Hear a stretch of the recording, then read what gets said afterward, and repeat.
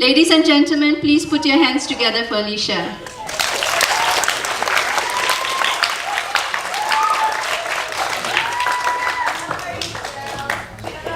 Alright, this is fine. Assalamualaikum warahmatullahi wabarakatuh. Hi everyone. Hi. So, my full name is Shirin Alyssa binti Azmir, but you're more than welcome to just call me Alyssa. That's what everybody does. And next month, I would be 15 years old, which would mark the 4 years that I have been homeschooled. The 4 years that I've convinced my parents to let me quit school, and has ultimately led to this decision right here, right now. So the big question here is, who am I? This is a picture of me when I was in a school play. When I was 9 years old, I played a makcik role, and it was really fun. And the thing is, I wasn't born hating school. I didn't just come out of the womb and be like, I don't want to go to school anymore. It's just, it was a process. And the thing is, growing up, I was a straight A student. So the thing is, why do I start homeschool? I was a straight A student. That was me with the medals when I was a kid and all. That was when learning was actually fun. And ever since kindergarten, I loved the idea of school. Meeting your friends every day and learning new stuff. And I would get all these medals by the end of the year, and it would feel really great. But the thing is, everything took a turn for the worse when I entered Standard 5, when I was 10 to 11 years old. I posted a very emotional Facebook post. With me, I shared it. Shirin Alyssa is feeling stressed on 9 March 2015. With the caption, I remembered when learning was actually fun. No offense, Abim. Abim was the name of the school that I went to. It was a sekolah swasta where everybody was the same age, the same religion, the same race. So, as you can see, I wasn't very exposed to all of this. So this was a picture in kindergarten, and I had to put the no offense Abim because I had friends from Abim who was my Facebook friends, but not really real life friends. So, after that, it took me about a month to gather up the courage to ask my mom to please let me quit school. And she asked me, okay, sure, come up with a bunch of reasons why. So this is the actual photo of the post-it notes that I did, I put up on the wall. So some of them say, I don't think you can read them. One of them is, I am not a robot. I can't memorize 50,000 facts. And most of these are in Malay. So some of them says, masa rehat pun tak boleh cakap. Bila boleh sembang? So I remember when we were eating and the teacher was like, shut up. I'm like, what? What can we? And then some of them, yeah, the toilet was never clean. What's up with that? The toilet was never clean. And also some harsh insults from friends. I was also having peer pressure and, issues with my friends who weren't really my friends. And then meet kantin tak sedap. Cikgu ajar laju sangat. The teacher teach way too fast and then expected me to learn it. So I thought that school was doing way more harm than good. School was just feeding me facts so that I can use them in the exam and then forget about it later on. So on March, I quit school and I started homeschooling. And I thought that would be the solution to all of my problems, but believe it or not, it was not. It was the first step. And being homeschooled isn't like the first magical thing, I asked my mom, okay, I can be homeschooled, right? And then she looked at me and said, yeah, she made this exact same face. She was like, so you want to homeschool? Fine, but I ain't bringing school to home. She wasn't going to be my teacher. She wasn't going to sit me down every day, 6 a.m. sharp. Okay, this is math, learn this is that. I was on my own. I have 2 younger siblings who are here today. Hi. Apa yang pernah ada? Oh, hi. So I have an older brother and two younger siblings. So my mom, obviously, my parents have their hands full. So they can't fully direct all of their attention to me. So when I was at school, I was so used to having everything handed to me. Like, okay, do this syllabus, and complete this by tomorrow. And then I'll be doing it, and that's it. But at homeschool, there's no one to give you the instructions. There are no instructions. You feel so lost, and I was like, oh my God, what am I supposed to do? So the next question here is, how do I homeschool? The first year was a trial year. My mom called it a detoxing period for me to throw away the mindset of what school has given me, that I need a teacher to learn all of this. That a teacher needs to be a physical, real-life person, when really there are a lot of things out there that teaches you a lot about life experiences and also a lot about academics. For example, I think every homeschooler knows this site, right? Han Academy. Han Academy is every homeschooler's best friend. So that's my account.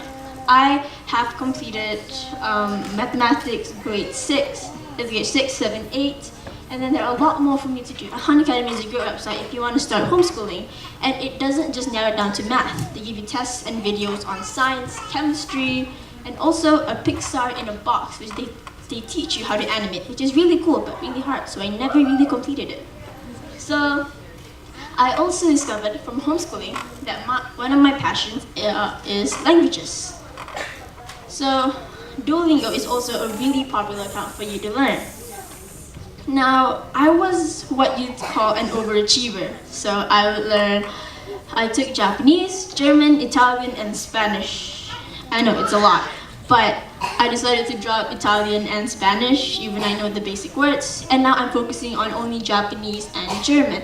This is a rundown of what it looks like. Now, on the first GWS forum, I asked a question. I asked a question to the panel of people, very intimidating, and I asked, how did you find your passion? Some of you like nature, some of you like graphic designing, and how did you find that this was what you wanted to do? And then some of them said, find something that, they said try everything and see what sticks. For me, languages, it's what stuck. And another person said, find something that has been there in your life the whole time, a way for you to escape. And for me, that was writing. A few weeks ago, I conducted 2 knowledge sharing skills where I showed you all about how I write and the online courses that I used to take. Because self-taught is amazing. Being self-taught is freeing, liberating, but it's also really challenging because sometimes you feel like you're doing nothing and it's going nowhere. When you feel like that, it's time for you to seek outside help. For me, that outside help was online courses, and that's advertising in writing by Stanford University. And the thing is, they all be like, oh my God, how did you get all of this? The thing is, they're all free. All you have to do is have the courage to just look it up and actually start it. I did NaNoWriMo, which is a challenge where you write 50,000 words per month. And I did not complete 50,000 words, that's impossible. I did 30,000 words last year, where I wrote a novel called Knight in Blood-Soaked Armor. Now, the next question, yes, homeschoolers get this a lot. Do you socialize? No. Lucky! That was my line. Do I socialize? Thing is, yes and no. When I'm at school, I do feel like I'm not speaking for every single teenager in the community, but I myself have had bad days and days where I felt really, really lonely. But the thing is, that's no different from school. At school, even surrounded by people, I felt really lonely and alone.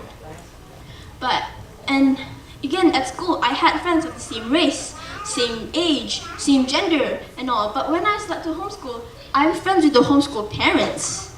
I'm friends with all these cool people from the nature guides with Maya.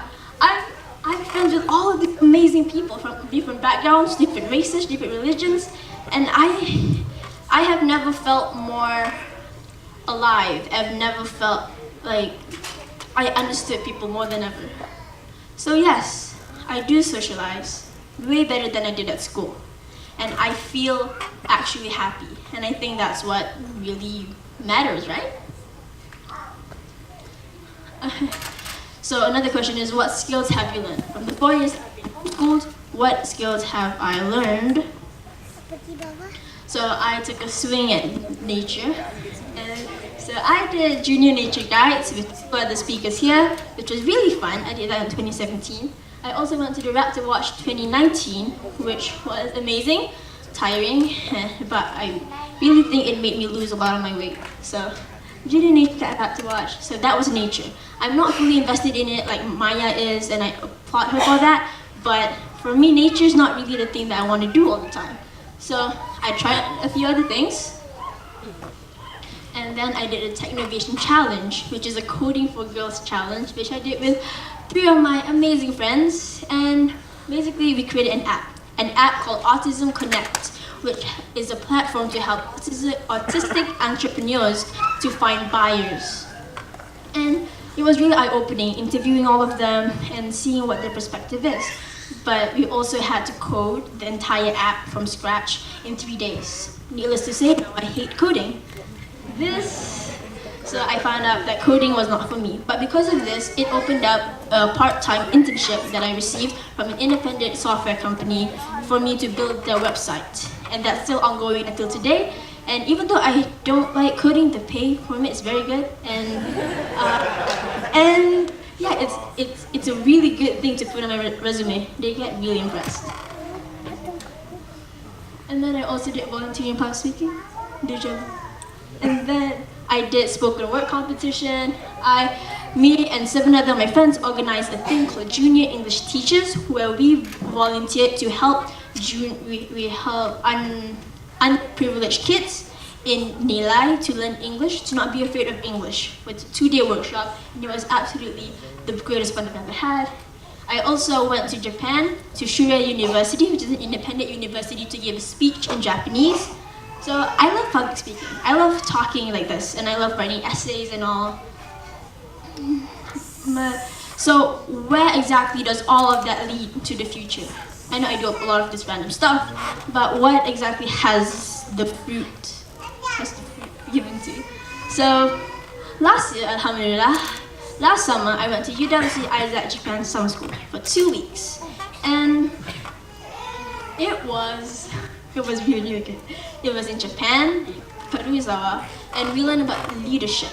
We learned about being mindful. We learned having friends from all over the world.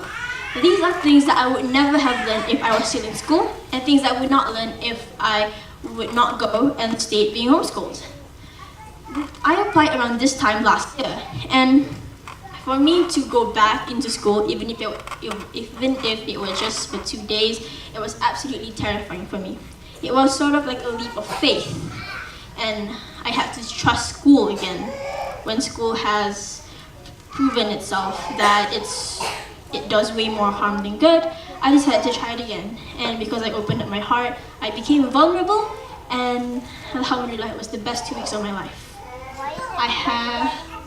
And then because of that, I applied again early this year to another course, but this time focusing on creative writing, which is, like I said, my passion. So I applied for Cambridge Immerse creative writing program, and inshallah this summer I will be going there to the UK, to Cambridge, to learn all about the art of creative writing for also 2 weeks. And this, ladies and gentlemen, is the view that I will be seeing for the next 3 years, inshallah. Because I also applied, remember the Japan school? They also have a 3-year IBDP program. IBDP is International Baccalaureate Diploma program. And it's equivalent to A-levels, but overseas. And it's for 3 years. And I applied. I went to the second round. I had an interview on Skype with them, and for some reason they liked me. And I'm gonna go spend the next 3 years of my life there, inshallah. So this is Mount Osama, and this is a badly photoshopped photo of me over there. And what I really hope is that one day is that by next year I will be there and actually be able to take a photo like that right next to Mount Osama. Now the point of all of this is I want to tell you that the best way to predict the future is to create it. If you were here earlier, you'd see the video. They said, we keep talking about the future, but the future is now. The future is shaped on what you do now. Every action, every inaction, if you just sit down idly or if you go out and find something to do, it will shape your future. You keep wanting to be, oh, I want to be this when I grow up. I want to be this and that, but you don't know what the steps are to reach that. You don't do anything to go where you are. You just hope that you wake up one day and be super famous or something. That's not how it works. You have to work your butt off to get there. And even with all, I received a scholarship, alhamdulillah, I forgot to mention that. I received a scholarship for this and the Cambridge, but what everybody sees is the scholarship. And what I want to emphasize is the point that me and my family worked really, really hard to get there. And the 3 things that you must remember when you want to apply for a scholarship or apply for something like this is that, number 1, you can't BS your way through this. You can't fake. Like if they ask you, what world news do you care about? You can't say, oh, that thing that's happening. No, you have to actually know what it is. You have to read. You have to know, you have to listen.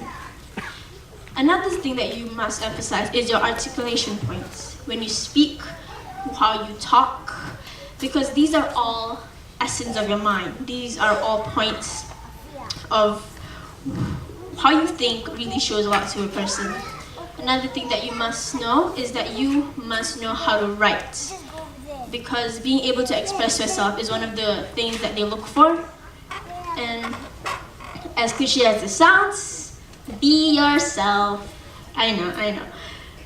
But being yourself is the best thing that you can be. It's the best gift that you can give to the people. And if you're trying to be someone who's impressed, who's impressing the panel of judges or the people who are going to hire you or people who are interviewing you for a scholarship, if you keep putting up a persona of who you think this is going to impress, then that's not you. The person who got accepted is not you. Be yourself, because the you that you are here right now, the you that worked hard, deserves whatever it is that you want. You deserve that job, you deserve that scholarship, you deserve that position in school, because you worked hard. Or if you haven't, then you will work hard. And you know, and if this is what is best for you, then it will happen for you. But if it's not, there are greater plans waiting for you. But we don't know what's going to happen in the future, but what we do know is that it will not happen if you just sit down idly doing nothing. The future starts now because you choose to create it. Thank you.